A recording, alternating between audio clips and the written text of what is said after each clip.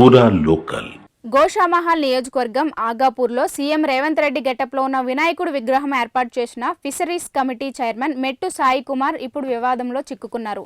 ఎంతో పవిత్రమైన భక్తితో జరగాల్సిన వినాయక ఉత్సవాలను రాజకీయం చేయడంపై హిందూ సంఘాలను తీవ్ర ఆగ్రహానికి గురిచేశాయి.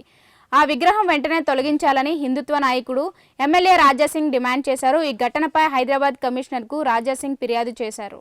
గోషామహల్ నియోజకవర్గం ఆగాపూర్లో సీఎం రేవంత్ రెడ్డి గెటప్లో ఉన్న వినాయకుడు విగ్రహం ఏర్పాటు చేసిన ఫిషరీస్ కమిటీ చైర్మన్ మెట్టు సాయి కుమార్ ఇప్పుడు వివాదంలో చిక్కుకున్నారు.